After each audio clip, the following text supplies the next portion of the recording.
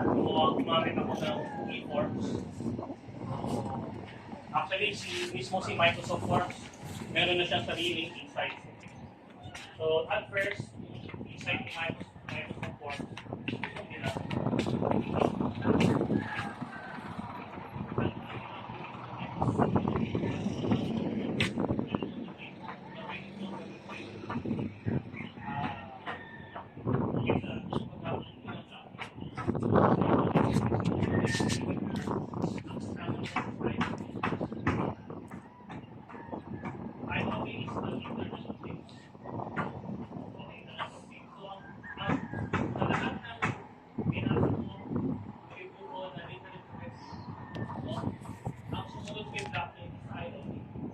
you know what I did? I also did a little bit about my and then ito yung sarili ko.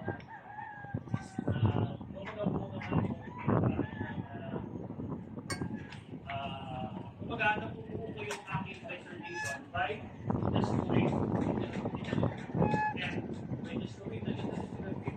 Nalaman ko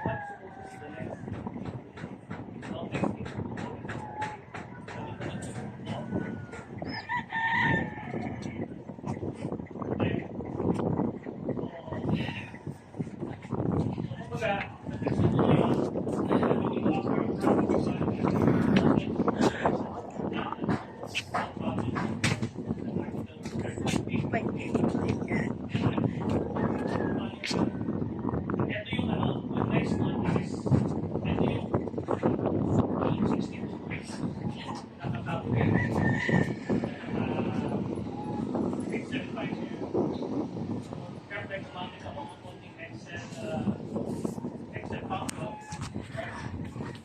Nakuha ko yung next picture. So, ibig sabihin, yung 7 na yan, na